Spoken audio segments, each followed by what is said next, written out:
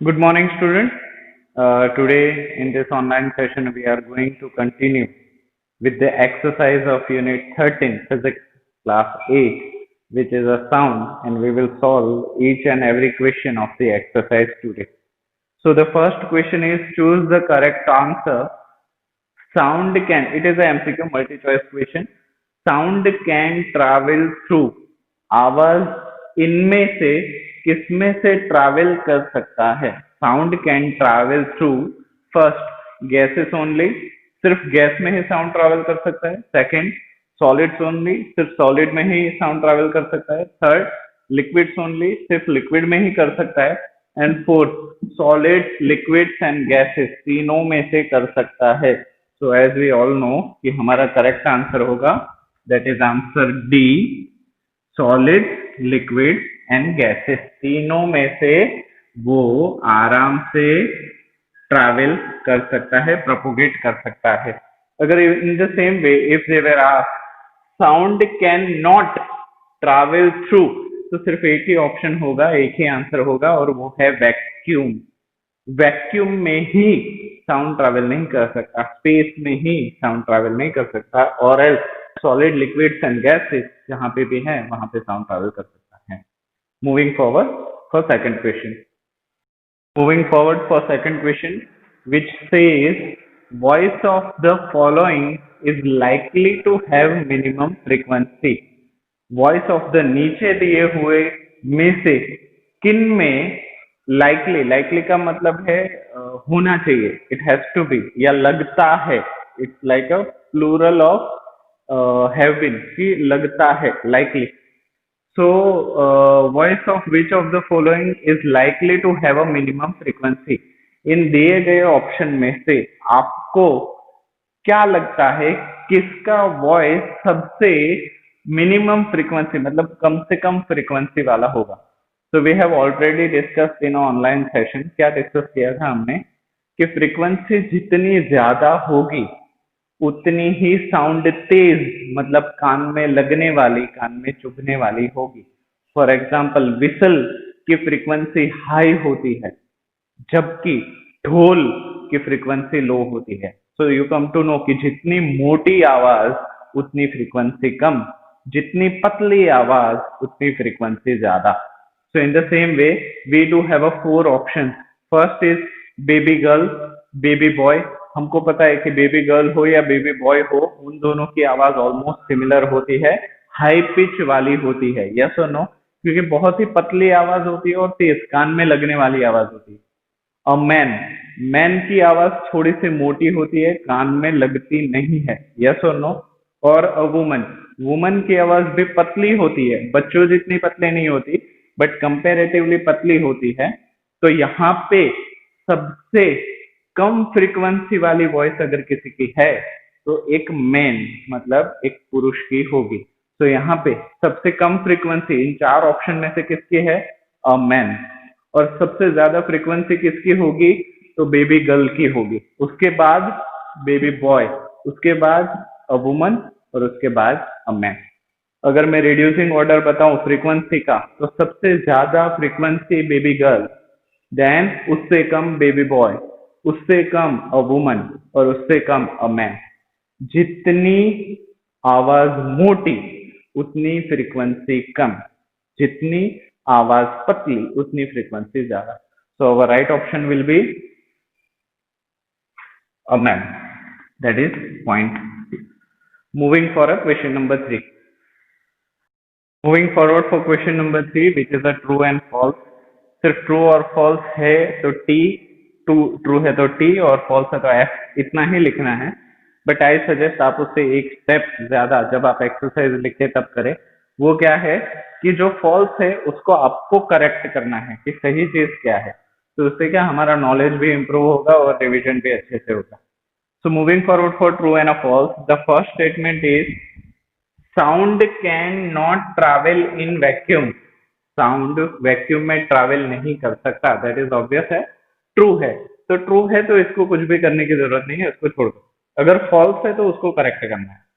Moving forward, the number of oscillation पर second एक second में होने वाले ऑसिलेशन, ऑसिलेशन आपको पता है कि यहां से आगे गया और पीछे वापस अपनी ही जगह पे आया, तो उसको हम एक ऑसिलेशन बोलेंगे। इन द पेंडुलम, पेंडुलम को आपने जगह से हटा दिया, जहां से आप छोड़ रहे हो वहां से आगे गया और वहीं से वापस अपनी जगह पे आया, तो वो पूरा वे यहाँ से स्टार्ट होके वापस यहाँ आना, उसको हम एक ऑसिलेशन बोलेंगे। तो वैसा एक सेकंड में जितने ऑसिलेशंस हो रहे हैं, द नंबर ऑफ ऑसिलेशंस पर second of a vibrating object is called, हमें पता है कि अगर एक सेकंड में जितने भी ऑसिलेशंस हो रहे हैं उसको हम बोलेंगे फ्रीक्वेंसी। क्या बोलेंगे? फ्रीक्वेंसी। बट यहाँ पे क्या लिखा है? Is called its time period. तो इसको टाइम पीरियड तो नहीं बोलते, इसको फ्रीक्वेंसी बोलते। तो ये स्टेटमेंट हो गया फॉल्स। तो करेक्ट क्या है? फ्रीक्वेंसी। तो आपको करेक्ट करके फ्रीक्वेंसी लिखते हैं। सम ऑफ यू में ask sir here time period एक वर्ड है जो इंट्रोड्यूस हुआ, जो पूरे चैप्टर में नहीं था, तो इसको हम कैसे आइडेंटिफाई करें? तो इसके लिए मैं आपको बताऊंगा। फिर से हम पेंडुलम वाला एक्सपेरिमेंट ले लेते हैं। पेंडुलम को आपने बीच में से खींचा, एक हाइट पे लेके गए, वहां से आप छोड़ रहे हो, वहां से वो झूलता हुआ आगे गया और वापस झूल के अपनी ही जगह पे आया। तो उस बॉल को, उस पेंडुलम को यहां से मूव करके फिर से वापस अपनी ही जगह पे आने के लिए जितना वक्त चाहिए होता है उसको हम टाइम पीरियड बोलेंगे। और एक इंपॉर्टेंट चीज है that time period and frequency are inversely proportional. तो एक फॉर्मूला है, आपके सिलेबस में नहीं है बट उसको आप याद रखोगे तो फ्यूचर पर्पस के लिए बहुत अच्छा है। सो दैट इज, फ्रीक्वेंसी को हम बोलते हैं F. So frequency is equal to 1 time period. ये एक इम्पोर्टेंट फॉर्मूला है, अगर याद कर सको तो it is well and good, बहुत अच्छी बात है। नेक्स्ट स्टैंडर्ड में ये आने ही वाला है। मतलब क्या है कि जो टाइम पीरियड होगा वो फ्रीक्वेंसी के उल्टे में होगा, 1 होगा, that is inversely proportional. Inverse भी है और प्रोपोर्शनल भी है। टाइम पीरियड बढ़ेगा तो फ्रीक्वेंसी कम होगी, फ्रीक्वेंसी बढ़ेगी तो टाइम पीरियड कम होगा। दोनों, एक बड़ा दूसरा कम, दूसरा बड़ा पहला कम।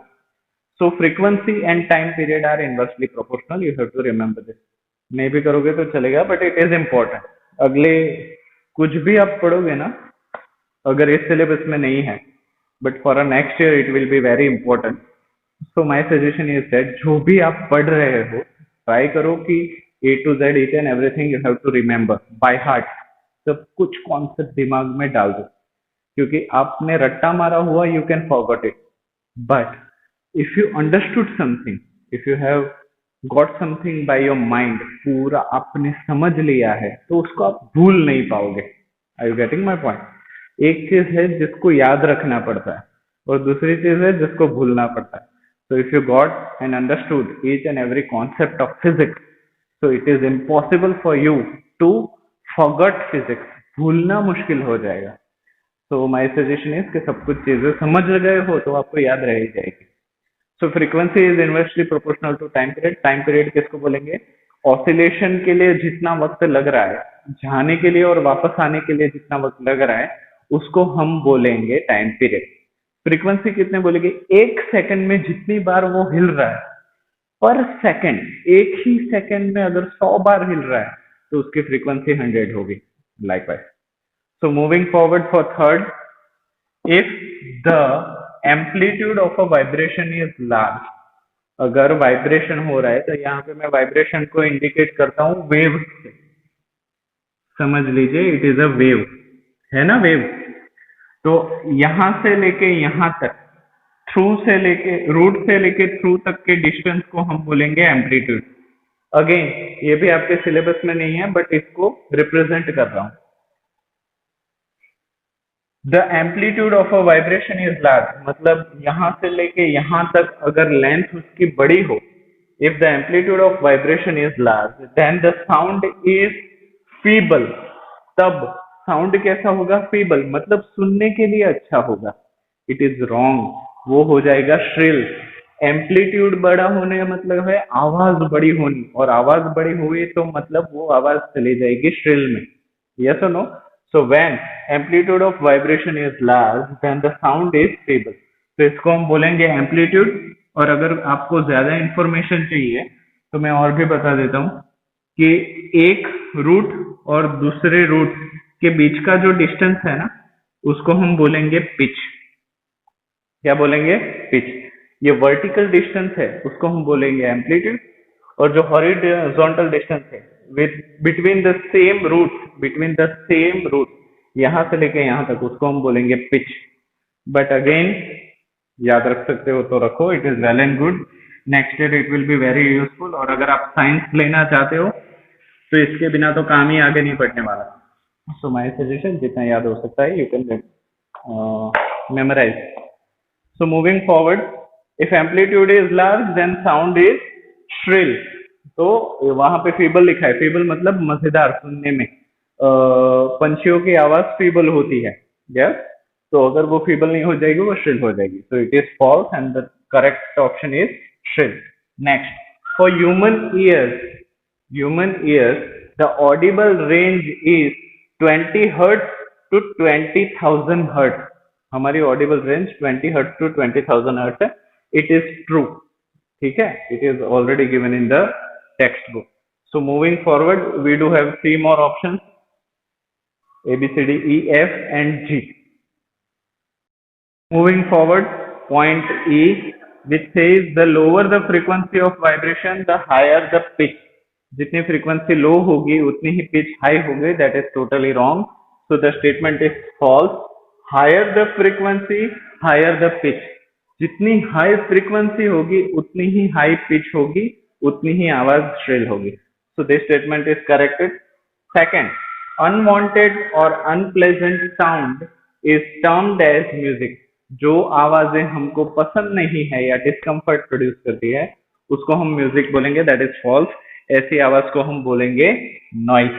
The last, noise pollution may cause partial hearing impairment. Noise pollution की वजह से आधे बहरे हो सकते हो या कान की आधी प्रॉब्लम आ सकती है। पार्शियल मतलब थोड़ा सा, it's a part. So it is totally true, क्योंकि यहाँ पे मे आया है ना, तो मे होगा तो कोई भी चीज होगी ट्रू ही होगा, क्योंकि statement itself is not certain, then the true और false can be both are correct. तो मतलब यहाँ पे आपने फॉल्स भी लिखा ना, तो मे की वजह से करेक्ट ही माना जाएगा, क्योंकि मे है, चांसेस हैं। It is not necessarily true, but my suggestion is कि यहाँ पे आप ट्रू ही लिखो टू अवॉइड डिस्कशन। टीचर के साथ डिस्कस करने से अच्छा है the answer is true, you have to accept it. But true and false both are correct, क्योंकि यहाँ पे मे दिया हुआ है। मे मतलब हो भी सकता है और नहीं भी हो सकता। So question 3 has been completed. So now we are moving for question number 4, which is a fill in the blank. Moving forward, question number 4, fill in the blank. So first fill in the blank is time taken by an object to complete one oscillation is called. किसी भी object को एक oscillation complete करने के लिए जितना वक्त चाहिए उस वक्त को हम बोलेंगे time period. We have already discuss. Second, loudness is determined by the. Loudness को हम कैसे डिटरमाइन कर सकते हैं फॉर्मूला में? So loudness will be determined by its amplitude. Amplitude मैंने भी बताया कौन सा एम्पलीट्यूड है। At the last of this video, exercise खत्म होने के बाद मैं एक ब्रीफ एक्सप्लेनेशन दूंगा 4 से 5 मिनट का, जिससे आपके ऑलमोस्ट फ्रीक्वेंसी, एम्पलीट्यूड सभी को लेके जो भी डाउट्स हैं वो क्लियर हो जाएंगे। सो वेट फॉर दैट। तो उसको भी देखने के बाद फिर से एक्सरसाइज करेंगे तो ज्यादा समझ में आएगा। Moving forward, so amplitude of a vibration, so L is directly proportional to A square. It is already given in your textbook as a formula. L is proportional to A square. C, the unit of frequency is, frequency का unit है hertz, that is been denoted by capital H, capital Z. Fourth, unwanted sound is called, ना चाहते हुए जो आवाज निकलती है वो है noise. Next, shrillness of a sound is determined by the, जो आवाज का तीखापन है, तेजपन है, वो किसकी वजह से है? It is because of a pitch of a vibration. वो वाइब्रेशन के पिच की वजह से है। So moving forward, we are going for a question number 5. So I think all these answers are uh, up to the mark, and we are moving forward for question number 5. Moving forward for question number 5, it is a problem. So better you can write problem number 5. A pendulum oscillates 40 times in 4 seconds. एक pendulum है, वो 4 second में 40 बार आगे पीछे हो रहा है. कितने सेकंड में? In 4 second 40 times it is oscillating. Yes और no? Find its time period. इसका टाइम पीरियड ढूंढना है एंड ऑल्सो इट्स फ्रीक्वेंसी ढूंढना है. बड़ा ही इजी प्रॉब्लम है. It is very easiest problem. तो देखते हैं. सबसे पहले तो सिचुएशन को देख लेते हैं. एक रिजिड फ्रेम है. रिजिड फ्रेम मतलब मजबूत, जो हिले ना. जैसे कि आपकी छत हो गई, तो घर की छत को हम बोलेंगे रिजिड फ्रेम. उसके साथ हमें एक वेटलेस स्ट्रिंग, मतलब ऐसे ही रस्सी पसंद करनी है जिसका वेट हो ही ना, बहुत ही कम वजन वाली रस्सी लेनी है. और उसके छोर पे at the end of the string you have to tie up heavy pendulum ball. एक वजन वाला मेटल बॉल हो तो सबसे बेटर है. You have to put it over here at the end of the string, and what you have to do, you have to pull that pendulum ball to the left side and you have to release it. So when you are doing this, this pendulum ball will oscillate from point A to point B, and again point B to point A, from point A to point B, and from point B to point B it will oscillate. So when this ball oscillates, when it starts from point A, जब वो point A से start करेगा, point B पहुंचेगा, point B से वापस point A तक जाएगा, तब तक जितना वक्त वो ले रहा है उसको हम बोलेंगे टाइम पीरियड. और एक सेकेंड में जितने ऑसिलेशन हो रहे हैं उसको हम बोलेंगे फ्रीक्वेंसी. यस और no? So now you have understood with the frequency and time period. तो हम कैसे करेंगे? There is one simple formula. So, what is frequency? Frequency is nothing but number of oscillations divided by time taken. It is already given in your textbook also. Frequency is nothing but number of oscillations upon time taken. So, as we know, number of oscillations, how many oscillations it is doing? 40 oscillations. So can I write 40 upon, for 40 oscillations, how much time ball takes? It takes 4 seconds. 4 seconds it is taking. So can I write 40 upon 4 seconds? In numerator there is no unit, क्योंकि oscillation को आप कोई unit नहीं दे सकते. But time is given 4 seconds, so second आपको लिखना पड़ेगा. So when you are cancelling numerator and denominator, the answer will be 4 tens. So it is 10 1 upon second frequency. We already know that frequency is in terms of hertz. 1 upon second is also known as hertz. So frequency is equal to 10 hertz. So frequency we have found out. हमारे पास frequency आ गया. And just now, थोड़ी देर पहले ही मैंने आपको एक formula दिया था, बोला था कि इसको याद रख लो तो अच्छा है. That formula was frequency is inversely proportional to time period. Yes और no? Frequency is inversely proportional to time period. तो अभी इसको मैं स्विच कर लूं तो चलेगा. So time period is inverse of frequency. तो यहाँ पे फ्रीक्वेंसी की जगह पे we will have to put 10. So 1 upon 10 hertz, और लिख लो 1 अपॉन सेकेंड. 1 अपॉन सेकेंड को भी हर्ट्ज से बोलेंगे. So denominator will go for a numerator. So here time is equal to 1 upon 10 second. तो ये क्या हो गया? आपका टाइम पीरियड हो गया. लग रहा है मुश्किल, but it is the easiest problem. Don't worry about it. एक या दो बार करोगे तो you will get it. Okay, so now we are moving for question number 6.